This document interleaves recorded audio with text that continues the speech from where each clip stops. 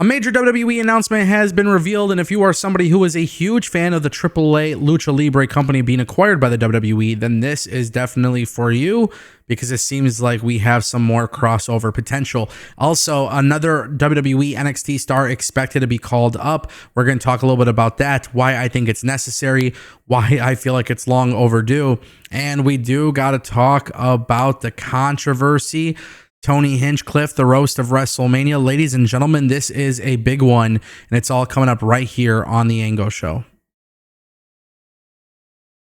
All right, guys, don't forget, if you're not subscribed, you probably want to click that subscribe button. We're on the road to 100,000 subscribers. We keep going daily. You never want to miss out. Let's talk about this NXT call-up first, right? I think it's a good idea. Tony D'Angelo is being eyed for a WWE main roster call-up. According to Corey Hayes, PWN Body Slam, he's now come out and said that Tony D'Angelo has been thrown around as a potential call-up to the WWE's main roster. Obviously, just the other day we were talking about Lola Vice, we were talking about Trick Williams. There's definitely a lot of talent from NXT that we are expecting on the main roster. Roxanne, Cora Jade, Julia, Stephanie Vakir. Yeah, there's a lot of names floating around. Tony D'Angelo hasn't really been talked about, but now we just saw what happened with Stax and Luca Crucifino on NXT. I want to be public about this. Tony D'Angelo is awesome. He's always been awesome, but he has been in NXT way too long. So for me personally, I'm super excited about this for a variety of reasons. I think it just makes a lot of sense that he does actually come to the main roster. Now, with him coming to the main roster without Stax, without Luca Crucifino, without Rizzo, it does make me curious as to what they were going to do, because I honestly liked the faction that they had in place. One of my favorite feuds from a television standpoint in NXT, was NXT 2.0, Legado del Fantasma, and the family. And so for me personally, I wish we could kind of see more of that content on the main roster. It sounds like WWE is going to move solo with Tony D'Angelo. I don't know how I feel about him being solo, but now they're taking the risk with Stax breaking away from the group. I like this. I personally do like this. I think Tony D'Angelo is just a really good in-ring talent, and he's a really good promo. What else can I say, bro? He's a great promo. This guy's awesome.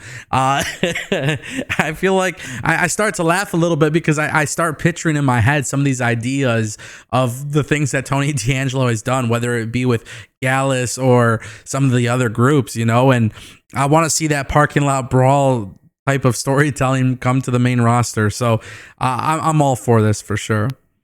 All right, guys, let's talk about it. Nia Jax, WWE roast of WrestleMania. There is a lot of talk. A lot of people are really upset with WWE about this. And if you follow me, then you probably know what I'm going to say here, but there is a little bit of a controversy. Now, this is according to a Reddit user who attended the roast of WrestleMania. Now, this took place at the Blue Live Theater in Las Vegas after night 2 of WrestleMania. This was not televised.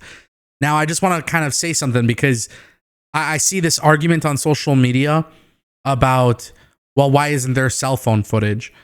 I have gone to comedy shows. I have gone to, I was in Chicago last month and I saw Adam Ray as Dr. Phil, right?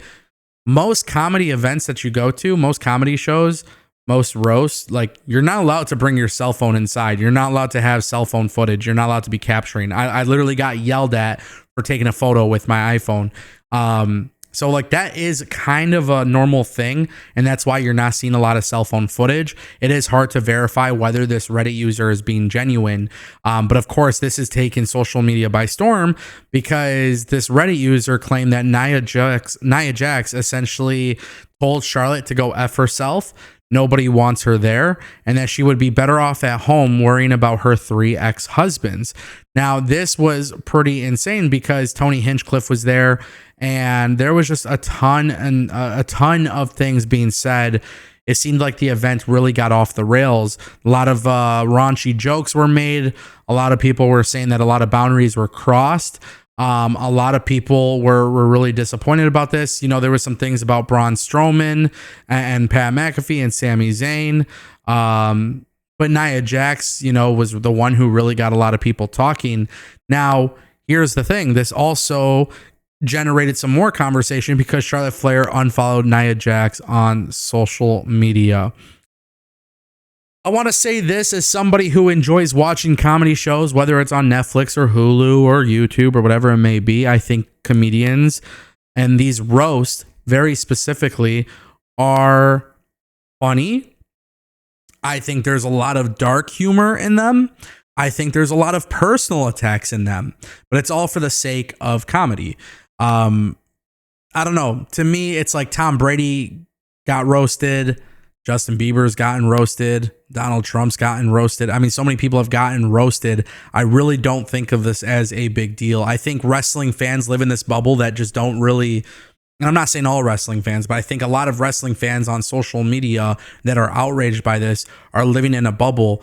And the truth is, man, I just feel like it's kind of silly. Like, you're going to say crazy stuff and effed up stuff, but the point of it is to put on an event where you do that. That is essentially how the roast has kind of been created over a period of time. So, you know, it is what it is. A lot of talk about Nia Jax and Charlotte having issues in the past as well. I'm not here to defend any of it, but I'm just saying if you don't have thick skin, then maybe you probably shouldn't be part of the roast, if that makes sense.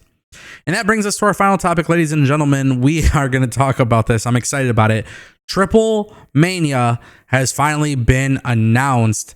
And this one, to me, is just, I'm excited about it for a variety of reasons, honestly.